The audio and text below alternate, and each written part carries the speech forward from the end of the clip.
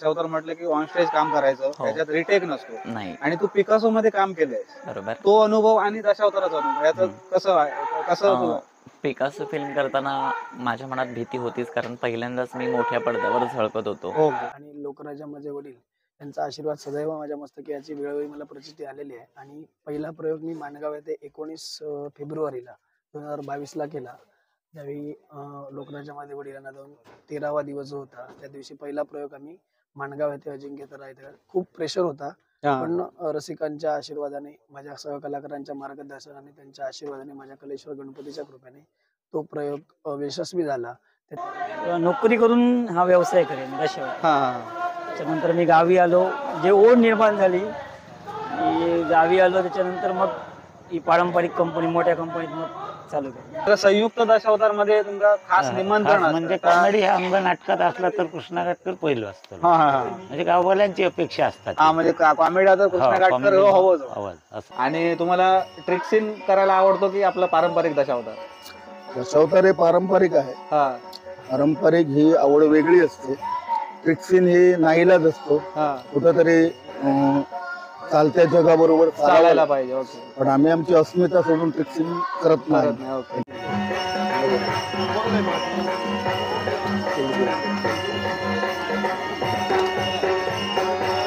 मित्रांनो, दशावतारांची खरी कला बघायची असेल तर बॅकस्टेज येऊन बघायचं. त्यांची जी गडबड, त्यांची ती घालमेल, स्वतःचा मेकअप स्वतः करणे, हे जर अनुभवायचं असेल तर तुम्ही जर दशावतार बघायला येत असाल तर बॅकस्टेज त्यांची जे काही कामं चाललेली असतात ती नक्की बघा. मालवणी भाषा साता समुद्रापार पसरवणारे आपले बाबूजी अर्थात मच्छिंद्र कांबळे. मालवणी दशावतार साता समुद्रापार करणारे आपले लोकराजा अर्थात सुधीरजी कलिंगन यांचा आज दोडामार्ग येथे एक प्रयोग आहे. आणि बॅकस्टेजमध्ये काही त्यांची कसरत चाललेली असते. त्यांचं स्वतःचा मेकअप स्वतः करणे किंवा इतर गोष्टी हे जाणून घेण्याचा प्रयत्न करणार आहोत. नमस्कार मित्रांनो, माझं नाव पराग उबल आणि सध्या मी कोकणातील सुंदर अशा दोडामार्ग तालुक्यात आहे. मित्रांनो, कोकणची कला दशावतार जी साता समुद्रापार नेली ते आपले लोकराजा अर्थात सुधीर कलिंगन यांचा कलेश्वर दशावतार नाट्यमंडळ नेरूर इथे दोडामार्गमध्ये प्रोग्राम आहे. आणि त्यानिमित्ताने सर्व दिग्गज कलाकारांना आज भेटण्याची संधी आहे. त्यांचे अनुभव, त्यांची ही कला याबद्दल सर्व माहिती आजच्या व्हिडिओमध्ये पाहायला मिळणार आहे. जो व्हिडिओ शेवटपर्यंत बघा. आपली दशावतार कला आहे, लोकांपर्यंत जास्तीत जास्त शेअर करा. दशावताराची खरी ओळख असते की हा पेटारा, आणि या पेटाऱ्यातील गणपती बाप्पाच्या आशीर्वादाने अगदी आपली दशावतार कला आहे, ते दशावतार कलाकार हे स्टेजवरती करत असतात.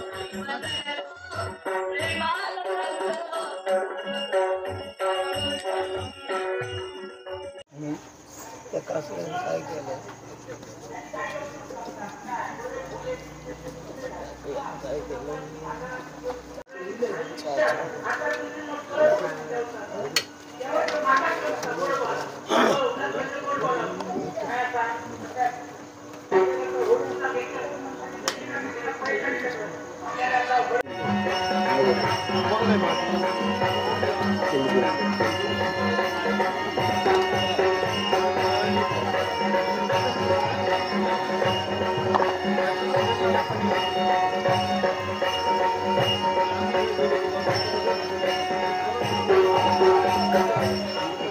मित्रांनो, या दशावताराच्या निमित्ताने ना मोठमोठ्या दिग्गज कलाकारांना भेटण्याची संधी मिळाली. आणि या दशावतार कलेतील एक दिग्गज नाव म्हणजे अगदी आदराने घेतलं जातं ते नाव दादा राणी कोणसकर यांचं. दादा, तुमचं आपल्या चॅनलवरती खूप खूप स्वागत आहे. आणि तुमचा हा प्रवास जो आहे तो साधारण किती वर्षापासून सुरू झाला? 33 वर्ष. 33 वर्ष कंटिन्यू तुम्ही या दशावतारामध्ये आहे. आणि आतापर्यंत साकारलेल्या भूमिका किती आहे? भूमिका काय सोबत नाही. हर भूमिका करतो. त्यामुळे काय प्रत्येक वर्षाला नाही म्हटलं तरी 200च्या वर प्रयोग होता. त्या मानाने आता 33 वर्षाचा हिशोब झाला. तुमची सुरुवात कोणत्या पात्राने झालेली? सुरुवात माझी नारद, श्रीपाद, लहान लहान राजकुमार अशा भूमिका करायच्या. मग 1-2 वर्ष, तिसऱ्या वर्षी मग नाईक मोठे मारतो, तिथून खलनायक तो खलनायक. ओके. आणि स्वतःला भावलेली तुमचं पात्र कुठचं होतं, म्हणजे ज्याच्यातनं स्वतःला अगदी खूप समाधान मिळालं असं पात्र कोणतं होतं? हनुमान, बलराम, हनुमान, शकुनी मामा. आणि आतापर्यंत किती कंपन्यांमध्ये काम केलं? जवळजवळ या ज्या पारंपरिक आहे त्याच्यात एक आरोलकर आणि कानोलकर दोन सोडल्या सर्व कंपनी. आणि तुम्हाला ट्रिक सीन करायला आवडतो की आपला पारंपरिक दशावतार? दशावतार हे पारंपरिक आहे. हा पारंपरिक ही आवड वेगळी असते. ट्रिक्सिन हे नाईलाज असतो. हा कुठंतरी चालत्या जगाबरोबर चालायला पाहिजे. ओके. पण आम्ही आमची अस्मिता सोडून ट्रिक्सिन करत नाही. ओके. ट्रिक्सिनची सुरुवातच दशावतार मी स्वतः केली. हा स्वामी समर्थ हे माझं पहिलं ट्रिक्सिन नातं. त्याच्यानंतर ट्रिक्सिन आलं. तो नाईलाज होता. प्रेक्षक गोळा करण्यासाठी करावं लागतं. बरोबर. पण खरी कला आणि खरा अभिनय हा साध्या नाटकातूनच लोकांपर्यंत पोहोचतो. आणि मला एक असं विचारायला आवडेल की तुमची आपला हा जो हे दशावतार नाटक असतं ते पिक्चर सारखं किंवा एका शॉर्ट फिल्म सारखं सिनेमा आपले स्क्रिप्टेड नसतं. मग तुमची ही जी कथा असते ती कशी काय मॅनेज केली जाते? नाही कसं प्रथम एक कुठला अध्याय म्हणजे नाटक नव्हे. हा पुराणं वाचावी लागतात. त्याच्यातून काही पॉइंट शोधावे लागतात. त्यानुसार ते कथा ही लिहावीच लागते. हा संवाद नाही, नाटक नाही. कथा बा या प्रवेशाला काय घडतं काय नाही हा असं करून ते एकत्रीकरण करावं लागतं. आणि पूर्ण कथानक तयार झालं की मग ते कथानक 1-2-4 वेळ कलाकारांना सांगायचं. कलाकारामध्ये गणपती आणि लोकांच्या आशीर्वादाने एवढी क्षमता असते की स्वसंवादच वापरून एवढं उत्कृष्ट दर्जाचं सादरीकरण होतं. त्याचा अनुभव सर्वांना आहे. ओके मस्त. आणि मला आणि विचारायचं आहे की जे तुम्ही कपडे वापरता कलर वापरता ते कंपनी देते की नाही. स्वतःचे स्वतः घ्यायचं?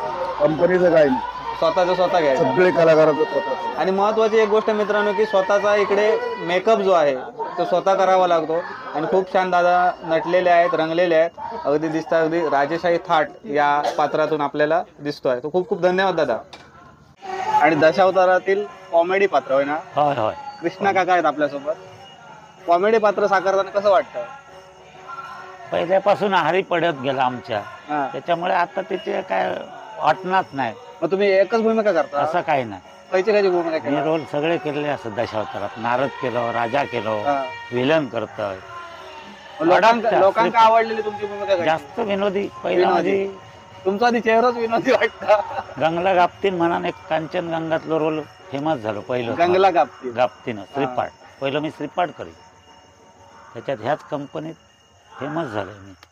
आणि आता म्हणजे तुमची सुरुवात किती वर्ष काम करतात दशावतार? तरी नाही म्हटलं ते 30 वर्ष झाली. 30 वर्ष म्हणजे ज्येष्ठ कलाकार म्हटलं तरी हो, ज्येष्ठ कलाकारच होतो आम्ही. आणि आता फक्त 54 वर्ष झाली. हो, दशावतारातच काम करतास की आणि दशावतार सोडून आणि दशावतार सोडून माझा व्यवसाय दशावतारी कपडे शिवतोय मी. वा मस्त. हा. त्याचबरोबर 2 महिने गणपतीचा धंदा वा वा माझा. वा. गणपती करतोय मी. तेव्हा काय दशावतार बंदच असतात? हो, पावसात तेव्हा आता तुमचं कंटिन्यू चालू? कंटिन्यू रोज दिवाळीपासून रोज चालू झालेला आहे. ओके ओके मस्त. मेच्या 30 पर्यंत काय बंदच नाही. आणि काकांचं लुक पण भारी दिसतात. एक नंबर. म्हणजे चेहऱ्यावर बघूनच वाटतं की कॉमेडी जबरदस्त करू शकतात. छान. कॉमेडी हा माझा अंगच असा. मी अडल्यात काही राजाही करतोय, विलनही करतोय, नारदही पण केलं, श्रीपाड खूप केले. आणि तुमका स्वतः आवडलेली तुमची भूमिका घ्यायची? मी गाप्तीन ही भूमिका खूप मनापासून केलं. होळी सुद्धा खूप वर्षा करतोय. मत्स्यगंधेत वालवलकर कंपनी सुरुवातीपासून अंगात नसात माझ्या भरलेलो कोळी यायचे. झोपेत चुनटान गेलं तरी बोलतोय. सध्या माझ्या तब्येत आवाज जरा घोगरो झाला सर्देमुळे. आणि काका संयुक्त दशावतार मध्ये तुमका खास निमंत्रण म्हणजे कॉमेडी हा अंग नाटकात असला तर कृष्णा काटकर पहिलं असतं. म्हणजे गाववाल्यांची अपेक्षा असतात. म्हणजे कॉमेडी आता कृष्णा काटकर हवंच आवाज असा. हेच लोकांकडनं मिळालेली तुमका प्रतिसाद. होय होय. छान छान मस्त. दादाचा नारदाचं ड्रेसिंग झालं. वेशभूषा. मित्रांनो ही जी पद्धत असते ना एक स्पेशल दशावतारवाल्यांची असते. जे कपडे ते परिधान करतात, सोहळं वगैरे नसतात ते.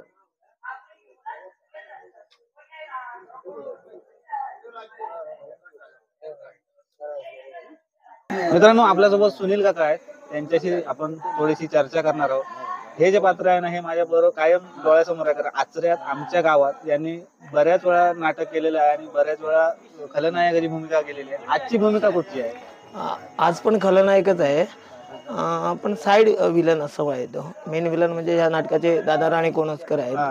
त्यांच्या सोबतीला त्याचा खलनायक भाऊ म्हणून मी साईड विलन आहे. आणि किती वर्ष झाली तुम्ही काम करताय दशावतार? जवळजवळ 18 वर्ष झाली दशावतार क्षेत्रात. आणि असं आता इकडे चर्चेत मला समजलं की तुम्ही संयुक्त दशावतार जो करता त्याच्यात तुम्हाला खूप मान असतो किंवा तुम्हाला जास्त बोलवणं येतं. हा, लोक आवडीप्रमाणे एखादी भूमिका म्हणजे प्रचलित लोकांना जी माझी भूमिका आवडली, उदाहरणार्थ शकुनी, इंद्रजित वगैरे अशा काही भूमिका आहेत त्या आवडल्या, त्या भूमिकांसाठी ते बोलवतात. आणि संयुक्त नाटकात कसं असतं की विरोध जास्त महत्त्वाचा, म्हणजे प्रश्नोत्तर वगैरे चढाओढ त्या प्रकारात जो करेल त्याला बोलवतात लोक.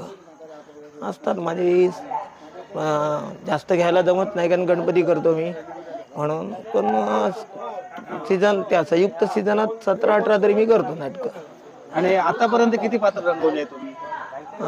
पात्र म्हणजे दशावतार, साईबाबा, गजानन महाराज, शकुनी, इंद्रजित आणि पौराणिक जवळजवळ सगळी, म्हणजे राजा, विष्णू, इंद्र, चंद्र, ऋषीपासून ते फक्त स्त्रीपाठ सोडून सगळ्या भूमिका केल्या आहेत.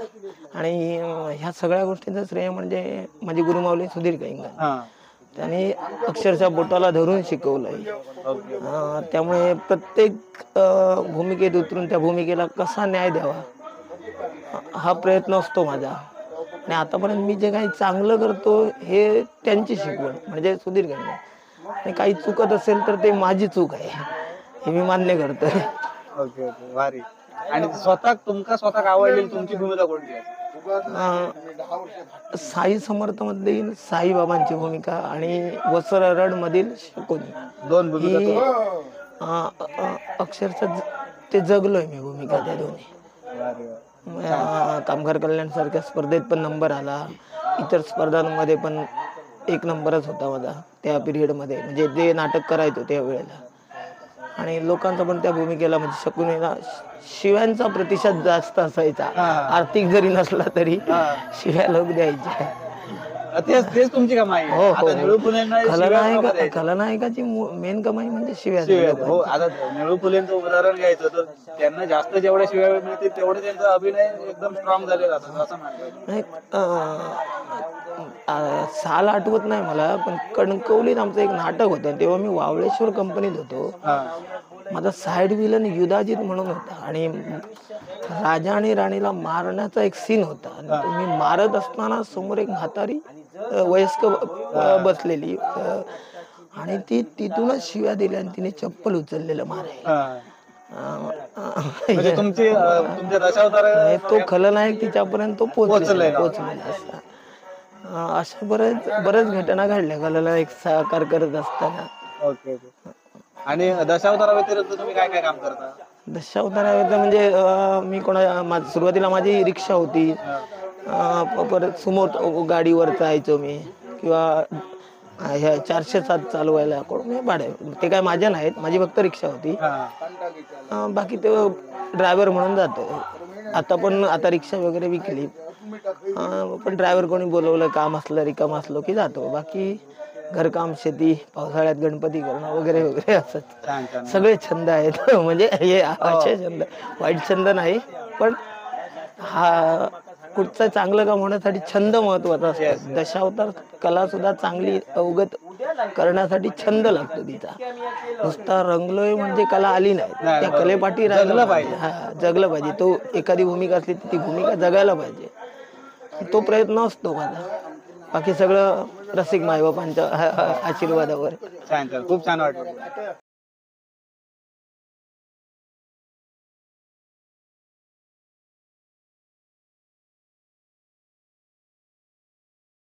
सगळ्याच पात्रांची कशी गडबड असते ती बघा, आणि हे कुठेतरी तुमच्यापर्यंत पोचवायला पाहिजे.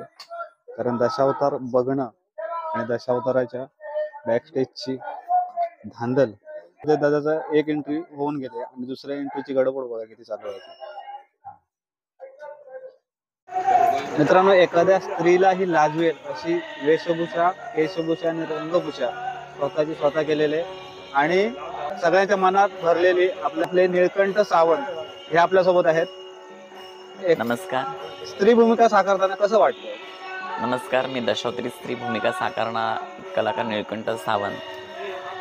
दशावतार स्त्री भूमिका साकारताना मला खरंच आनंद होतोय, कारण एक पुरुष असून देखील स्त्री भूमिका कशी साकारतात हा प्रश्न पहिल्यापासून माझ्या मनात होता, लहानपणापासून. आणि आज तोच प्रश्न माझ्या जीवनात मी अनुभवतोय की एक पुरुष असून देखील दशावतार स्त्री भूमिका कसे काय सादर करतात, आणि तीच आज मी सादर करतोय. हे एक प्रेक्षकांना असलेलं आश्चर्य आहे. कारण दशावतारी स्त्री भूमिका करणारा कलाकार स्वतःची रंगभूषा, वेशभूषा, संवाद हा स्वतः करत असतो. आवाज एखाद्या स्त्रीलाही लाजवेल असं सौंदर्य त्याचं असतं, आवाज असतो. आणि ते परमेश्वराच्या इच्छेनं परमेश्वराने जणू मला ही देणगीच दिली, आणि त्याचा वापर मी माझ्या जीवनात यथायोग्यपणे करतोय. त्याला कोणताही गालबोट लागेल असं दुष्कृत्य मी माझ्या जीवनात करत नाही, तर कलेचा वारसा जपण्याचं कर्तव्य करतोय. ही कला चिरंतन राहावी हीच माझी इच्छा आहे, आणि त्यासाठी मी धडपडतोय. आणि मला एक विचारायला आवडेल की आता दशावतार म्हटलं की ऑन स्टेज काम करायचं, त्याच्यात रिटेक नसतो नाही, आणि तू पिकासो मध्ये काम केलंय. बरोबर. तो अनुभव आणि दशावताराचा अनुभव याचं कसं पिकासो फिल्म करताना माझ्या मनात भीती होतीच, कारण पहिल्यांदाच मी मोठ्या पडद्यावर झळकत होतो.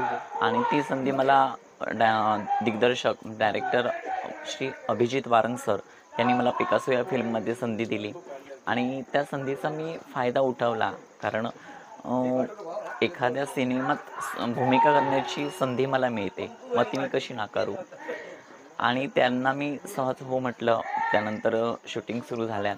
मनात भीती होतीच की पिकासो सारख्या, प्रसाद ओक सारख्या सरांसोबत एक मोठा मराठी सिने सृष्टीतला एक दिग्गज कलावंत आणि त्याच्यासोबत भूमिका करण्याची संधी मला मिळाली. कशी होईल भूमिका, काय होईल, ते कसे वागतील, कसे बोलतील, याही आपल्याकडून भूमिका योग्यरीती होईल का, ही भीती मनात होतीच. पण प्रसाद ओक सरांनी आणि दिग्दर्शक अभिजित वारंग सर यांनी मला सपोर्ट केला.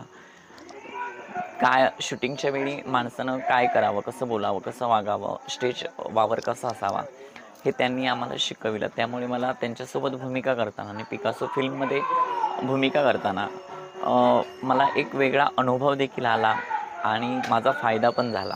ओके. प्रसाद ओक सर म्हणजे एक सिनेसृष्टीतील मोठं नाव, आणि त्यांच्यासोबत मला भूमिका करण्याची संधी मिळाली, ती देखील मेन भूमिका, मुख्य भूमिका. त्यामुळे मला नक्कीच पिकासो या फिल्ममध्ये भूमिका करताना खूप आनंद झाला. दशावतारात स्क्रिप्ट नसतात, पण फिल्ममध्ये स्क्रिप्ट असतात.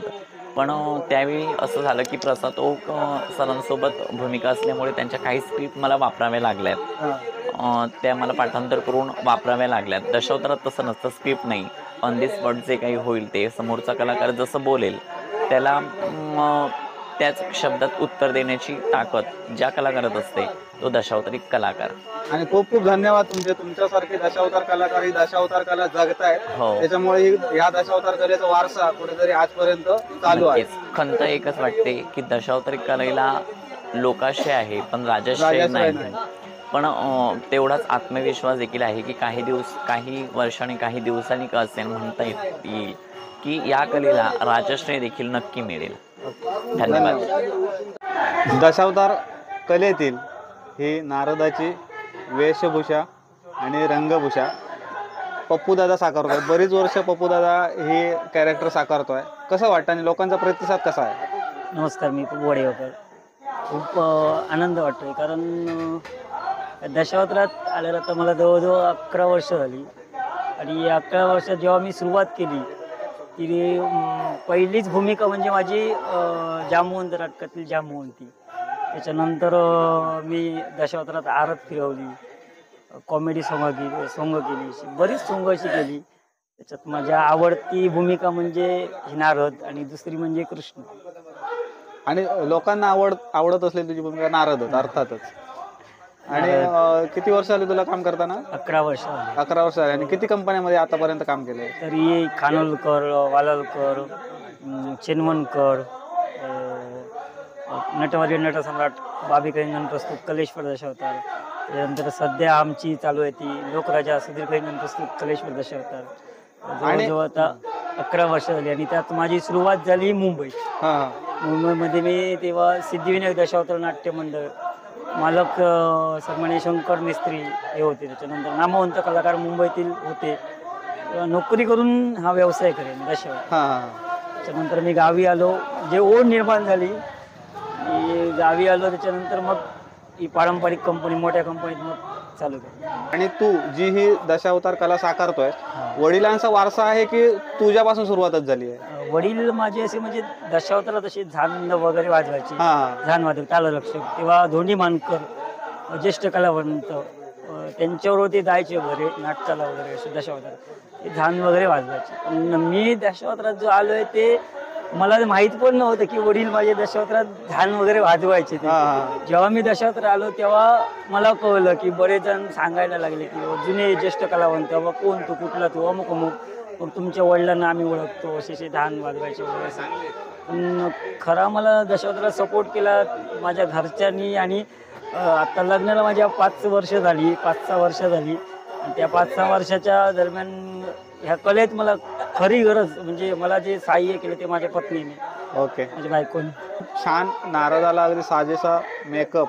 आणि या दशावतार कलाकारांची एक खरी खासियत अशी आहे की स्वतःचा मेकअप स्वतः करावा लागतो. अगदी पिक्चरमध्ये कसं असतं की मेकअप मॅन सगळेच असतात, पण इकडे तसं नाही आहे. आणि स्टेजवरती एकदा गेल्यानंतर रिटेक नसतो आणि जे काय होईल ते ऑन स्टेज अगदी छानपैकी सुंदर गेटअपमध्ये. धन्यवाद. मित्रांनो तुम्हाला सुरुवातीला सांगितलं की या दशावतार कंपनीमध्ये आपण दिग्गज दशावतारी कलाकारांना भेटणार आहोत. त्यापैकी एक नावाजलेलं नाव म्हणजे चारुदत्त तेंडोलकर. आणि यांचा गेटअप बघा आणि चेहरेपट्टी बघा. किती वर्ष झाली दशावतार करताय तुम्ही? 25 वर्ष. 25 वर्ष झाली म्हणजे कंटिन्यू 25 वर्ष. पारंपरिक दशावतार मध्ये मला 25 वर्ष आणि शिकण्यासाठी म्हणून 2 वर्ष मी काढले, असे 27 वर्ष. म्हणजे तुम्ही स्पेशल शिकलात?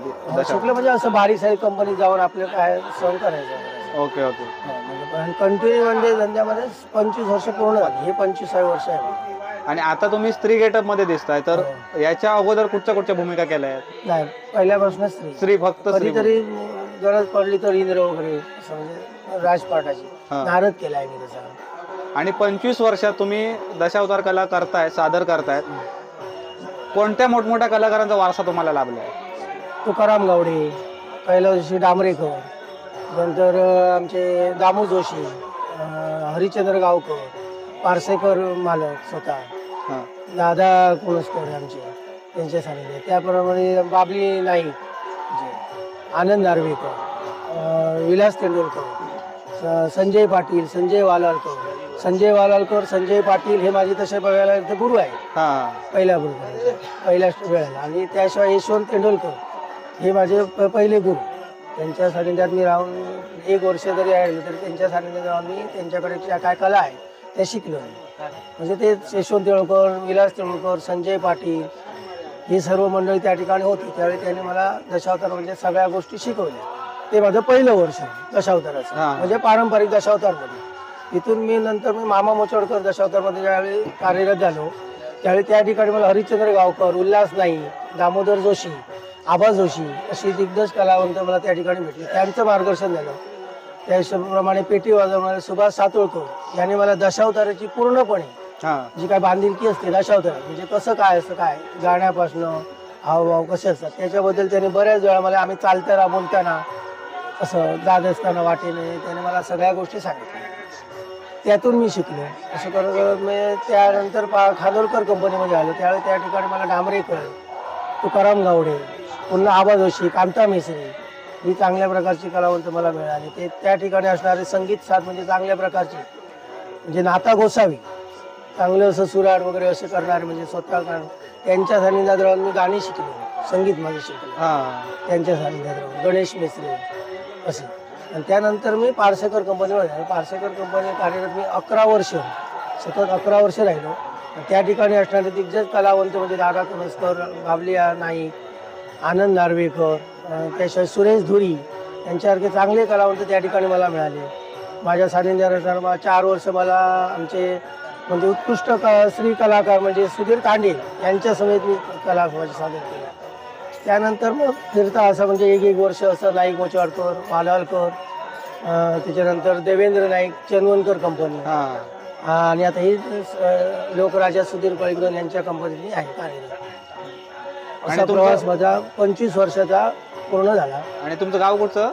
आंदुरला मुणगी, आंदुरले मुणगी, केळूस, तेंडोली हेच माझे गाव. हा म्हणजे सांगताना मी आंदुरला, केळूस, मुणगी ओके, म्हणजे ओके. एकच माझं गाव सांगत नाही. तर कार्यरत असणारी माझी 3 गाव आहे, म्हणजे आंदुरला, केळूस, तेंडोली ओके या ओके गावात माझं वास्तव्य असतं.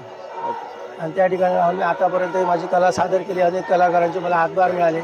त्यांच्या सानिध्यात राहून अजूनही मी नवीन कलाकारांच्या अंगात काही गुण चांगले हा. आहे ते सुद्धा घेण्याचा मी अजून प्रयत्न करतो. म्हणजे कसं असतं, कला ही मनापर्यंत शिकायची आणि मी नसते. शिकतच आहे नवीन कलाकार. फक्त मला एक खंत वाटते की नवीन कलाकारांनी हेच करावं की हा नवीन कलाकारातले चांगले गुण आणि जुन्या कलाकारातले चांगले गुण आपली कला सादर करत असताना दुसऱ्याचं रिपीट करू नये. हा बरोबर. स्वतःच्या अंगात काय कला आहे ती स्वतःप्रमाणे सादर करावी. भाषणं दुसऱ्याची करावी काही नाही, कारण का चरित्राला लागून असतात त्या कराव्या लागतात. हो काही गोष्टी ज्या असतात, काही जे डायलॉग असतात ते त्या चरित्रातले घ्यावे लागतात, पण ते आपल्या शैलीने हा. आपल्या कलेने ते मांडावे असं मला वाटते. कुडाळ तालुका कलाकार संघटनेचा अध्यक्ष आहे. हा मी माझ्या कलाकारांसाठी पुष्कळ प्रयत्न करतो, पण कलाकारांची साथ मला मिळत नाही. हा ती कलाकारांनी आपल्या पुढील भावी जीवनाचा विचार करावा की दशावतार हे फक्त आपल्या वयोमर्यादेप्रमाणे असणार आहे, पण पुढे आपल्या भावी जीवनात काहीतरी आपल्याकडे जे आहे आपल्या वाट्याचं, सरकार झालं राज्य का आपल्या वाट्याचं आहे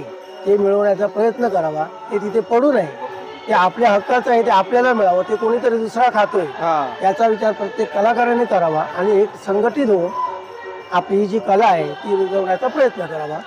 नमस्कार, मी चारुदत्त महादेव तेंडोलकर, आंदुरला मुणगी, केळूस, तेंडोली हे माझं गाव. धन्यवाद. आणि सर्वात शेवटी हिरोची एंट्री, ती सुद्धा विदाऊट मेकअप. तुम्ही फ्रेम मध्ये सिद्धेश दादाला कधी विदाऊट मेकअप बघितला नसेल, कारण इतकी धांदल जिकडे मेकअप करायची होती तिकडे इतकी धांदल होती की दादाचा बाईट सुद्धा घेता आला नाही. तर सगळ्या सरते शेवटी साधारण 2:30 वाजलेत आणि आम्ही आता बाईट घेतोय दादाची. तर मला सांग की तुझा प्रवास सुरू कसा झाला? नमस्कार. प्रवास माझा सुरू झाला मी वयाचा 4 वर्षाचा असताना सोमदत्त माली या नाटकामध्ये केळूस मोबार येते आणि त्यात सवाई सोमदत्ताची मी पहिल्यांदा भूमिका केली. म्हणजे घराकडून येऊन उठून रात्रीचं झोपलेलं असताना येऊन घेऊन गेले रिक्षातून मला, हा. म्हणजे मिस्त्री म्हणून, रवी मिस्त्री म्हणून. आणि त्यात केळूस मोबार येते पहिला प्रयोग. वयाच्या 4थ्या वर्षी सोमदत्त मालिनी या नाटकामध्ये सवाई सोमदत्ताची भूमिका केली. आणि त्याच्यानंतर सुरू झालं तर आतापर्यंत म्हणजे आता आता आता तुझं वय किती आहे? 31 आहे. 31. आणि 31 ती साधारण 27 वर्ष. हो, मध्ये आता 5 वर्ष फक्त 8वी ते 12वी हा. शाळेच्या पिरियड मध्ये फक्त दशावतार मध्ये काम नाही केलं. 12वीची परीक्षा दिल्यानंतर पुन्हा दशावतार सुरू केला. आणि आता सुधीरजींच्या नंतर सुधीरजी तुझ्यात बघितले जातात, जे आपले प्रेक्षक आहेत, अगदी हुबेहूब तसंच बोलणं चालणं देखणं सुद्धा तसंच. तर त्या भूमिकेविषयी काय सांगशील? कसं आहे, एकासारखा एकच दुसरा होणे नाही. जरी त्यांची प्रतिमा रसिक वर्ग माझ्याकडे त्या दृष्टीने पाहत असले तरी त्यांच्यासारख्या भूमिका करायचा मी प्रयत्न करतो. त्यांच्यासारखा दुसरा राजा होणे नाही. त्यांच्या भूमिका म्हणजे अगदी लहानपणापासून डोळ्यासमोर ठेवून मी भूमिका करत आलो. त्यांच्यासारख्या भूमिका करायचा प्रयत्न मी नक्की करतो रसिकांच्या आशीर्वादाने, माझ्या हा. सहकलाकारांच्या वतीने, सहकलाकारांच्या मार्गदर्शनाने. पण त्यांच्यासारखा दुसरा राजा होणे, त्यांच्यासारखा होणे नाही. आणि जेव्हा अजिंक्य तारा सुरू केलं, किती प्रयोग झाले होते? 9 प्रयोग झाले. 9 प्रयोग झाले. आणि ही जबरदस्त दुःखद घटना झाली. त्याच्यानंतर आता ती धुरा तू सांभाळतोयस, मग ते आव्हान कसं काय पेलतोयस? अजिंक्य तारा भूमिका ज्यावेळी करायचा म्हणजे विषय निघाला, ज्यावेळी लोकराजामध्ये वडील दिवंगत झाल्यानंतर, तर ही सगळ्यांचं म्हणजे रसिक वर्गात आणि दशावतार क्षेत्रात अशी चर्चा होती की ती भूमिका पुढे कोण करणार. तर माझ्या सहकलाकारांचं मला भरपूर सहकार्य होतं आणि माझ्या कुटुंबातील प्रत्येक सदस्याचा मला सपोर्ट होता. आणि प्रत्येकाचं असं मत होतं की त्यांच्या पश्चात ती भूमिका मीच करायची, दुसऱ्या हा. कोणी कलाकाराने नाही करायची. मग सगळ्यांच्या मार्गदर्शनाने, कलाकारांच्या, माझ्या सहकलाकारांच्या साथीने, रसिक वर्गाच्या, माझ्या रसिक मायबाप प्रेक्षकांच्या आशीर्वादाने आणि लोकराजा माझे वडील यांचा आशीर्वाद सदैव माझ्या मस्तकी याची वेळोवेळी मला प्रचिती आलेली आहे. आणि पहिला प्रयोग मी माणगाव येथे 19 फेब्रुवारीला 2022ला केला.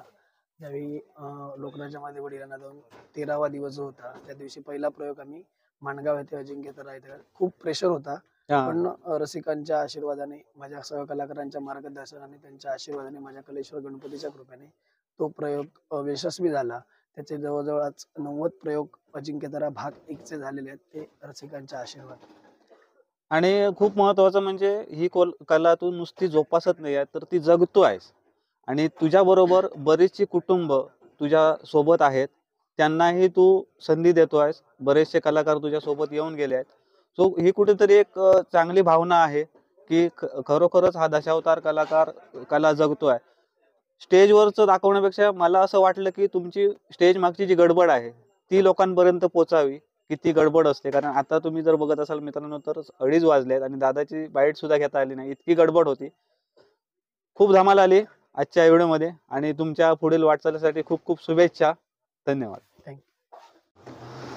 तर मित्रांनो, आजच्या व्हिडिओमध्ये आपण जास्तीत जास्त कलाकारांना भेटण्याचा प्रयत्न केला. या दशावतार मंडळामध्ये बरेचसे दिग्गज कलाकार आहेत. काही तर असे म्हणायला लागले की आम्हाला बोलायला नाही जमणार, तर म्हटलं की स्टेजवर बोलू शकतो इतर का नाही.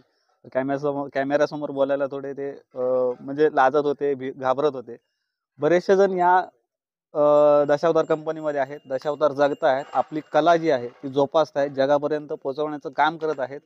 मित्रांनो, व्हिडिओ आवडला तर नक्की लाईक करा, मित्रांमध्ये शेअर करा आणि जर चॅनलवरती नवीन असाल तर चॅनलच्या बाजूचा सबस्क्राईब बटन दाबून बेल आयकॉन ऑल करा, जेणेकरून आम्ही अपलोड केलेले नवनवीन व्हिडिओचे नोटिफिकेशन तुम्हाला तात्काळ मिळतील. भेटूया अशाच एका नवीन व्हिडिओच्या माध्यमातून. तोपर्यंत प्रवास कधी संपत नसतो आणि आपण मात्र थांबायचं नसतं.